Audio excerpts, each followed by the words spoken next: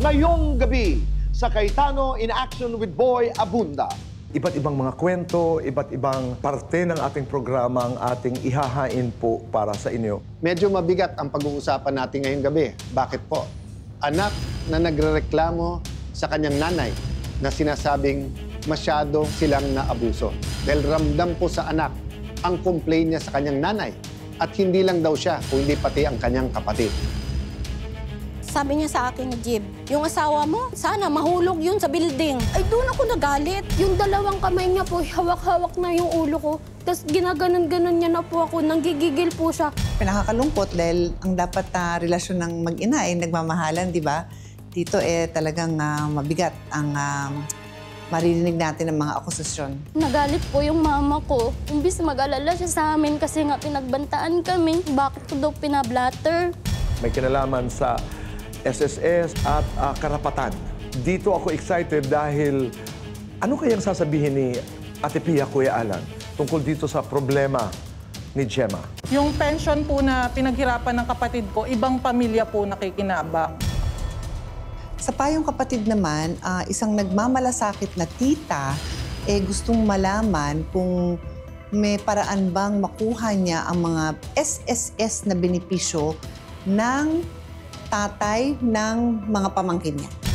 Masakit din po, mawala yung dalawa mong magulang at pag-usapan pa kung sino kukuha ng benefits o pension ay syempre very stressful sa anak. At sa salamat, isang inang biniyayaan ng 3 anak na lahat ay children with disability. Paano niya nagawang maging biyaya pa rin sa iba? Sa hirap ng buhay, talagang pumapasok sa isipan, give up kaya o pabayaan or tanggapin na lang ang ganitong sitwasyon. Pero yung pasasalamatan natin ngayong gabi, ang mga pagsubok, yung struggles niya, hindi lang niya ginawang blessing sa kanyang mga anak, blessings sa kanyang pamilya, kung hindi pinili pa niya na tumulong sa struggle ng iba. Sobrang inspirational and especially for me dahil ang pasasalamatan dito ay isang ina na nagkaroon ng mga anak na may kapansanan. And dahil doon sa naging karanasan niya, imbis na nabigo siya, imbis na na-depress siya, ginamit niya yung kaalaman niya at siya ay tumutulong pa sa ibang magulang. Pag nakakabasa ako ng mga kwento na katulad nito, parang ang nagiging reaksyon ko, kulang na kulang ang ginagawa ko para sa mundong ito.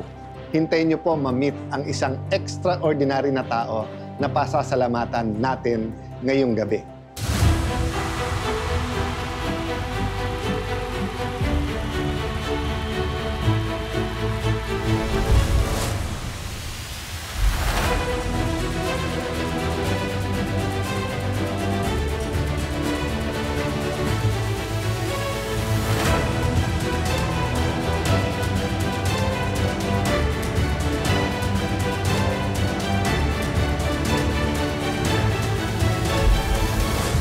Narito sina Kuya Alan.